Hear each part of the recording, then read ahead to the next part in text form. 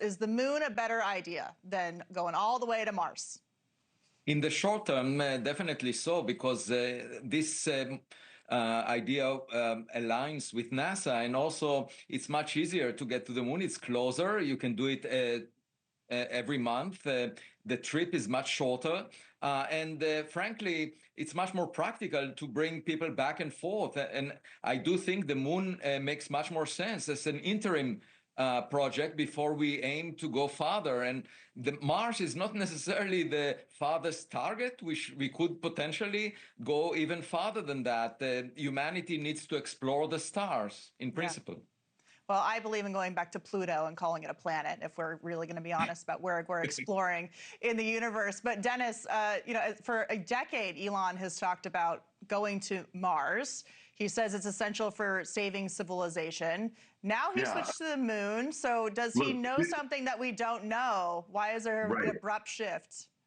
He's been talking about it since 2000. He went to Moscow trying to buy 2 rockets, and when he told the Russians, oh, I want to use them to go to Mars, they spit on his shoes. They thought it was so ridiculous. This had to be a very difficult decision for Elon, because he really dreams huge and he's willing to spend decades pursuing it.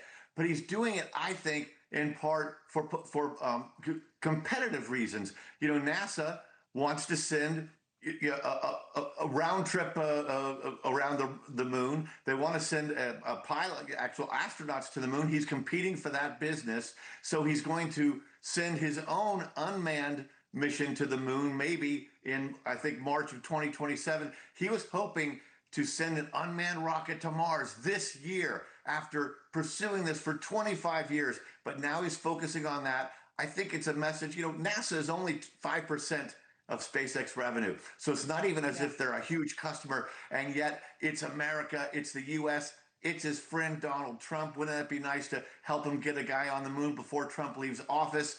So I think he's done this for a lot of those reasons, but this had to be kind of heartbreaking for him because he's been chasing Mars for so long. Well, maybe he can still do it. I mean, the Mars rover made it, so maybe he can make it as well. Right.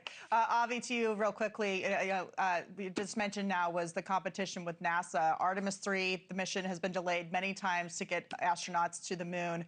Do you think that Elon can do it better and get there faster? Definitely. I think the private sector has more talent at its disposal. They are faster in making adjustments to plans, as we can see right now. And so I do believe that NASA benefits greatly from SpaceX. And SpaceX just merged the XAI with their plans. And so there is a possibility of having a lot of missions to space just to support AI initiatives, like using sunlight as the power. And altogether, I think we have an exciting period ahead in terms of space exploration. And we can aim better than just Mars. I do think we can have great ambitions. The moon is also important for national security, as we can see from the competition with China right now. Exactly. Well, speaking of China, Dennis, final question to you. What do you think is going to come first? A town in Greenland named after Trump, or a city on the moon named after Elon? Wow, that's quite a question, isn't it? I think a town in Greenland named after Trump.